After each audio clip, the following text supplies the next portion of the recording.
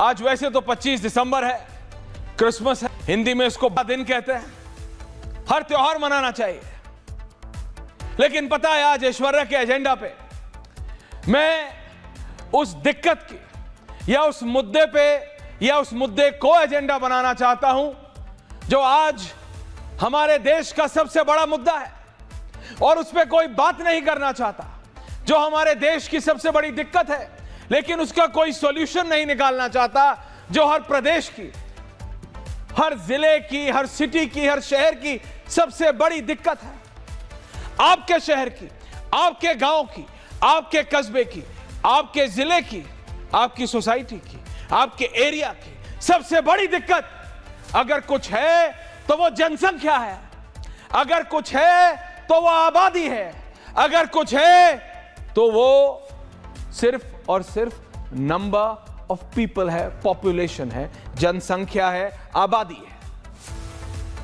लेकिन मुझे बताइए आप, और पूछता हूं मैं, और पूछता है भारत, और पूछता रहेगा भारत, कब पिछली बार किसी नेता ने जनसंख्या पे बोला था? कब पिछली बार आबादी पर अखिलेश यादव से लेके अमित शाह तक और योगी आदित्यनाथ से लेके राहुल गांधी तक किसी ने बोला था?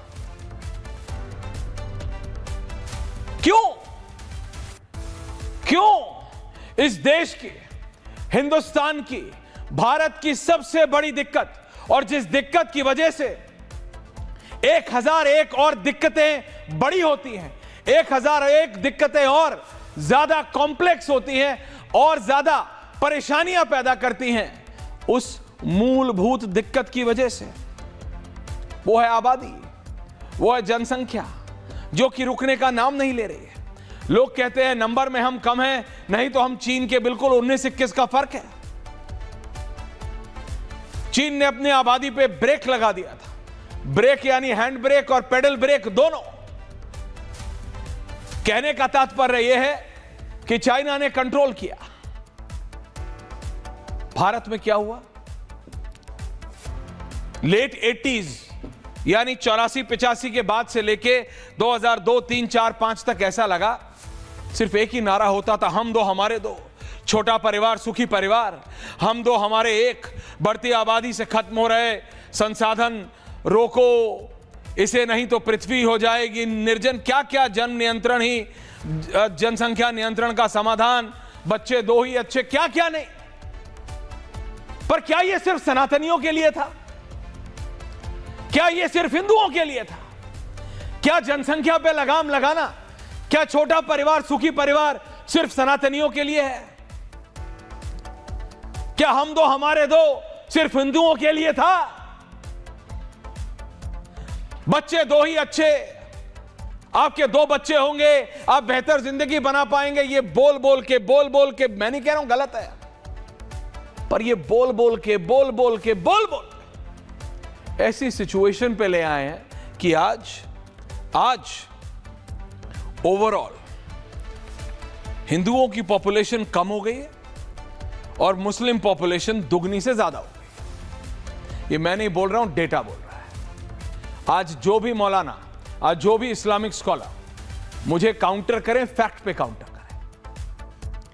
मेरा सिर्फ इतना कहना है, क्या मुस्लिम इस देश का भाग नहीं? क्या उन पे यह लागू नहीं होता था कि बच्चे दो ही अच्छे? आपको पता है, इस पे लोगों ने मजाक बनाया, लेकिन ये मजाक की बात नहीं है। अपने आराध्य का नाम लेना और कहना कि ये तो उनकी देन है, ये तो इनकी देन है, ये तो ऐसे नहीं होता।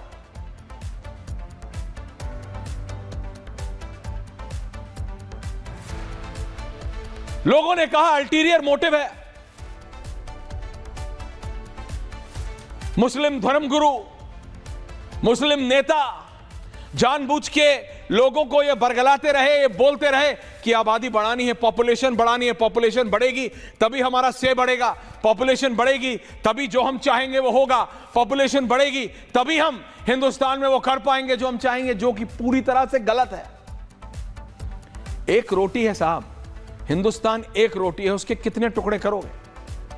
140 प्लस करोड़ का देश है, और ये बोलते बोलते मुझे लग रहा है जब से मैं बोल रहा हूं 10-20 करोड़ बढ़ गया होगा। किसी भी स्टेट में सरकारी जो हॉस्पिटल होता है, एम्स है, कभी देखिएगा उस पर एक मीटर लिखा होता है। जैसे स्पीडोमीटर चलता है ना गाड़ी का, 10, 20, 40, 60, आजकल तो बड़ी गाड़ियां आ गई हैं, अनुराग भदौरिया को तो ज्यादा पता है, वो 10, 20, 40, 60 नहीं जाती हैं, वो 10, 50, 100, 150, 200, 250 जाती है। एक मीटर लगा होता है, जनसंख्या का मीटर। इतनी देर में आप पार करेंगे ना, वो कड़ कड़ कड़ कड़ कड़ कड़ कड़ कड़ कड़ कड़ कड़ कड़ कड़ ऐसे चलता है। That's how it runs. ये हमारे देश की असलियत है। लेकिन फिर इसमें हिंदू मुसलमान क्यों हुआ, इसमें हिंदू मुसलमान कैसे हुआ, और इसमें हिंदू मुसलमान किसने करने दिया कि जनसंख्या रोकना सिर्फ हिंदुओं का काम है? इसमें मुसलमानों का कोई मतलब नहीं। आप बढ़ाओ, 8 करो, 9 करो, 10 करो। ऐसा नहीं है कि वो समझे नहीं है, वो भी समझे हैं।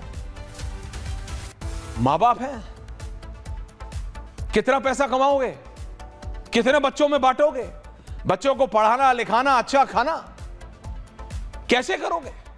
इट मेक्स सेंस, हम दो हमारे दो मेक्स सेंस बिल्कुल। लेकिन इसका एक मूलभूत इशू है। आज भारत सबसे युवा देश है।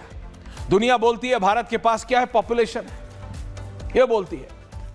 जो अब से 10 साल पहले अनंत विजय जी चाइना के बारे में बोला जाता था, अजय आलोक जी, you've read several papers about it, but आज चाइना और अमेरिका अगले 10 साल बाद सबसे वृद्ध पॉपुलेशन अगर किसी की होगी, जो कि यूरोप की थी और जापान की थी, वो चाइना और अमेरिका की होगी। ये डेटा बोलता है, मैं नहीं।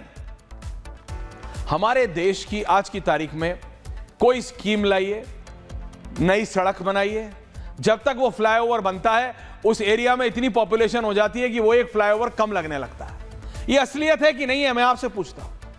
आप जहां रहते हो, आप दिल्ली में रहते हो कि दमन एंड दीव में रहते हो, एक नया फ्लाईओवर बनता है, वो जब तक बन के तैयार होता है तब तक उसके दोनों साइड इतने अपार्टमेंट, घर भर जाते हैं, गाड़ियां इतनी आ जाती हैं कि लगता है यार ये तो गली है, हाईवे है ही नहीं। लेकिन इसके बारे में कोई बात नहीं करता है। पता है क्यों? क्योंकि जब कोई बात करता है ना, तो उसको यह बोला जाता है कि पहले तुम 4 बच्चे करो। जी हां, ऐसा हुआ। जब नवनीत राणा ने बोला तो उनको बोला गया कि पहले तुम तो 4 बच्चे करो, फिर संदेश देना। किसी को यह बोलना कि आप छोटा परिवार रखेंगे, सुखी परिवार है। आपको पता है, रशीदी जी, सिर्फ अपनी संस्था चलाने से कुछ होगा नहीं। सरवर साहब, गरीब नवाज बनने से कुछ होगा नहीं। अपने आराध्य का नाम लेना और कहना कि अल्लाह की देन है, अल्लाह, ऐसे नहीं होता है। आप समझिए रियलिटी। रिजवी जी, अनुराग भदौरिया तो अपनी राजनीतिक रोटियां सेक रहे हैं, चले जाएंगे। लेकिन आप क्या कर रहे हैं? आप अपने समाज के लोगों के साथ क्या कर रहे हैं? आप अपने मजहब के लोगों के साथ क्या कर रहे हैं? मजहब के नाम पे नुकसान किसका हो रहा है? देश का हो रहा है, नुकसान भारत का हो रहा है, नुकसान हिंदुस्तान का हो रहा है। और अगर कोई नेता या नेत्री बोलने की हिम्मत करता है तो उसको एंटी मुस्लिम बना दिया जाता है। And that is my problem. कब तक? किसने क्या क्या बोला? क्योंकि मैं ज्यादा बोलूंगा तो उसमें फिर बोलेंगे कि ये इतना भाषण, जिसके पास जाऊंगा बोलने के बाद फिर आते हो। ये सिर्फ बाइट सुनिए, रिएक्शन सुनिए। स्पेशल रिपोर्ट में 1 मिनट की रिपोर्ट है Ajay Alok, and then let's analyse कौन सही है और कौन गलत है। रशीदी जी, और इसमें कुछ भी बोलने से पहले सोचिएगा जरूर। The special report and then we debate.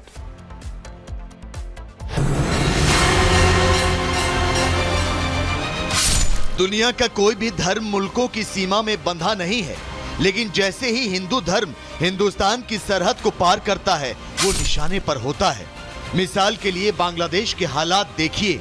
Cambodia Thailand सीमा पर तोड़ी जा रही भगवान विष्णु की प्रतिमाएं देखिए। दुनिया के 116 करोड़ हिंदुओं में 100 करोड़ से अधिक का आशियाना हिंदुस्तान ही है। बावजूद इसके हिंदुओं की आबादी से हिंदुस्तान की सियासत परेशान है। बांग्लादेश में दीपू दास की हत्या पर मुस्लिम इकोसिस्टम दुबका हुआ है, लेकिन जैसे ही मुंबई में मुसलमानों की बढ़ती आबादी पर रिपोर्ट आई, तुष्टीकरण वाला कंबल लेकर वही इकोसिस्टम बाहर आ गया। बोलने लगा हिंदू पहले से ज्यादा हैं, मुसलमानों को बदनाम किया जा रहा है। हिंदू पहले ही ज़्यादा संख्या है उनकी, और कुछ भी करेंगे तो भी उनकी ज़्यादा ही रहेगी। ये इस तरह की 4 बच्चे करो 5 बच्चे करो, ये ऐसा है। 4 बच्चे पैदा होने के बाद वो इलेक्शन में ही खड़े नहीं रह सकते, उसका क्या करने का। जो डेमोग्राफी बदलने का जो षड्यंत्र एक लंबे समय से चल रहा है, वो अलग अलग इलाकों से मुस्लिम लोगों को ला करके जो जिहादी टाइप के मुसलमान हैं उनको बसाते हैं और पूरा का पूरा जनसंख्या संतुलन बिगाड़ते हैं। मुंबई हमेशा से पूरा जो ग्लोबल टेरर ग्रुप है उनके निशाने पर रहा है। जब तक इन जिहादियों से मुंबई के लोगों को मुक्ति नहीं मिलती तब तक ये लड़ाई जारी रहेगी। मुस्लिम धर्मगुरु दीपू दास की हत्या को यूनुस सरकार के खिलाफ आक्रोश बता रहे हैं, तो वहीं बाबा बागेश्वर बांग्लादेश जैसे हालात को रोकने के लिए हिंदुओं से एकजुट होने की अपील कर रहे हैं। यही समय है, सही समय है, अभी नहीं तो कभी नहीं। यदि हिंदू एक आज नहीं हुआ, हिंदू एकजुट नहीं हुआ, तो वो दिन दूर नहीं जब भारत के और छत्तीसगढ़ के चौराहों पर ऐसा जो बांग्लादेश में हुआ वो देखा ना जाए। वो जो वहाँ धरने प्रदर्शन हो रहे हैं, वो जो जलसे जुलूस हो रहे हैं, वो हिंदुओं के खिलाफ है ही नहीं। उसको आप हिंदुओं के खिलाफ बनाना क्यों चाहते हो? वो तो यूनुस सरकार के खिलाफ है। अब ऐसे में सवाल है कि आखिर हिंदुस्तान में हिंदुओं की बढ़ती आबादी से किसी को क्या परेशानी है? जब भारत में हर धर्म के लिए एक जैसी नीति और नियम है, तो मुसलमानों को ढाल बनाकर भारत की पहचान पर क्यों चोट की जाती है? और सबसे बड़ा सवाल ये कि गाजा और बांग्लादेश में हिंसा को अलग अलग नजरिए से क्यों देखा जाता है? पूछता है भारत। पूछता है भारत। रशीदी जी, सरवर साहब